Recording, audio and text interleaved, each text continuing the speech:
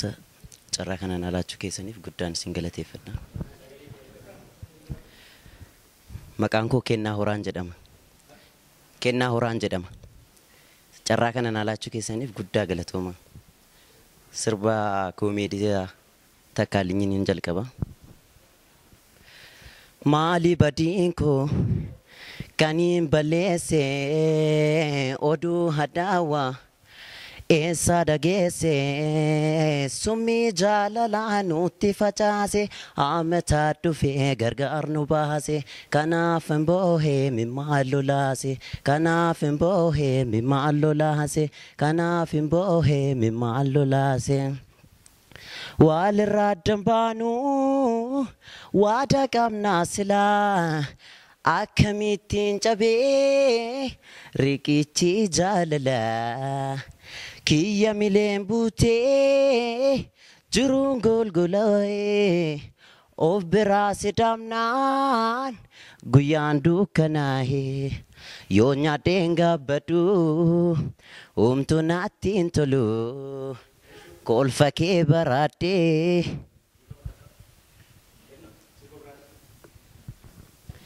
galaanni gibii guutus naftus bedaroo nama ceesisa garaan jaalatee rafu raftus jilbeebbee nama deemsisa galaanni gibii guutus naftus bedaroo nama ceesisa garaan jaalatee rafu raftus jilbeebbee nama deemsisa. Anso sodaa odee barana qalbii kooti gibee gaman jaaladhee sanyii mooti. Anso sodaa odee barana qalbii kooti gibee gaman jaaladhee sanyii mooti. Maashokoo arraageessi jimmaa maashokoo arraageessi jimmaa.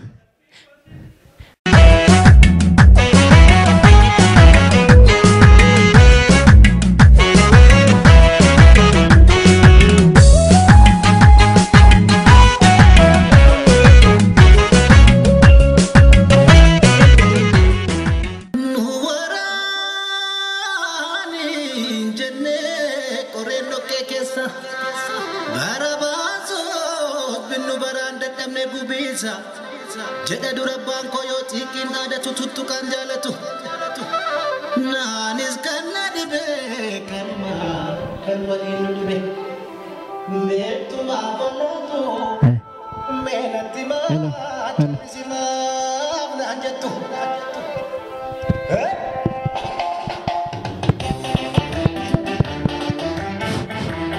No.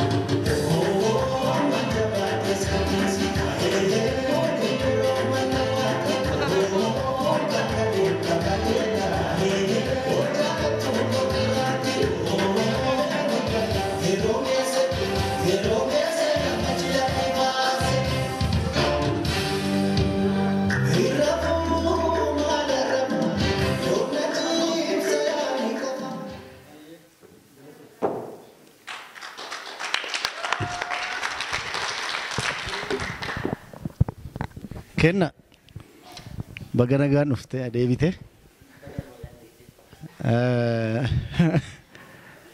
Bakka miiruma bareedaa qabda. Amma shubbisa kanatti hin qophoofne. Qophoofte? Ha? Eeshi. Mudannoo akkamitti?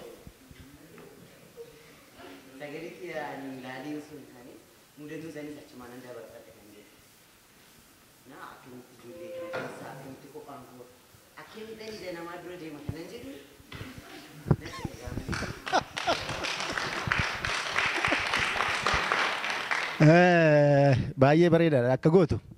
Amma siin dubbiin isa miti kaamala. Nuti karaa intarneetti si oofuun barbaannu tokko. Lammaffaa immoo asitti dorgommiidha. Namni isa kamitu isa kamirra wayyaadha malee wantichi. Lammaffaa immoo asitti aadaaf seenaa guddisuudha mi? Kanatti nama hin tameeti. Amma shubbisa irratti ani amma garamitti hin deema beektaa? Yeroo weellistu sagaleen kee baay'ee gadi bu'aadha. Akka goonu shubbisi sitti hafu. Shubbisni sitti hafu sagalee irratti isa taanutti isa tokkoffaa kana si dabarsineeti. Si dabarsineeti isa tokkoffaa kana. Isa lammaffaa irratti mee akkatitti qabattee akkatitti shaakaltee akkatitti ani gootu laalla. Isa lammaffaa irratti sagaleetiin kottu. Fedhii aartii qabdura laallee shubbisa irraa gara sirbaatitti dura si kufnee turre amma garuu akkasitti fooyyessitee dhuftuuf carraa tokko siif kennineerra.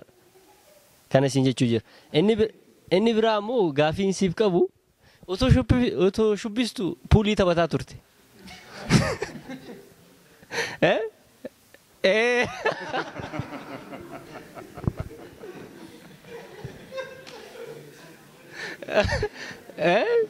Akkami guyyaa hundaan taphattaa?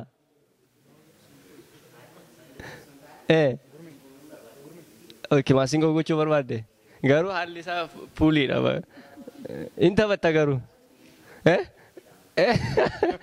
Egaa carraa lammaffaa sii kenname kana ammoo seeraan itti fayyadamuu qabda. Sagalee kan kee akka gaariitti shaakalii waa'illee kee yommuu waan siin jedhu qaba. Bareeda. Dandeettii hedduu qabdaa jechuudha. Kanaaf tokkoon kuftu tokkoon hin kuftu garuu gaafa laallu kanaanis waan milkooftu nutti hin fakkaanne. Hin sodaatin. Maaliifin amma sodaa of keessaa xururfachaa dhufteeti waltajjii irra baate homaan jettu. Fedhii guddaa qabda aartiidhaaf akka arginetti. Kanaaf anis gama kootiin ogeessa shubbisaas ta'uu baadhu shubbisni kun waan si wajjin deemu natti hin fakkaatu. Sagaleedhuma sanaanii fedhii keessatti ilaallee akka carraa isa dhumaa akkuma warra kaanii rarraafneetuma dabarsaa jirru sanatti carraa isa dhumaa sii kenninaa akeekkachiisaa wajjiniin garuu shaakalii sirba dhaggeeffadhu sagalee kee sirriitti qaradhu akkamitti ba'aa kan jedhamu sanas namoota wajjinis mari'adhuuti sirboota sagalee kee wajjin madaalan yookiin immoo sagalee kee wajjin deeman fidiiti yeroo itti aanutti koottu beeki immoo dorgommii cimaatu fuuldura kee jira. Kanaaf konsantireet godhi xiyyeeffannootti kenniiti egaa darbuu mitire. Dhidhiibneetuma si dabarsineerra kana miti sagaleedhuma isuma sana addatti si ilaalla jechuudha. Bifa addaatiin dorgomtaa yoo yeroo itti aanutti dabarte warra kaan itti makamtee deemuu dandeessa jechuudha. Amma dhumeera si dabarsinee bar. Carraa tokko si kenni. Marsaa lammaffaa keessatti makamteetta garuu kan itti makamte carraa isa dhumaa rarra'iinsaanii bifa addaatiin kan ka'e jechuudha.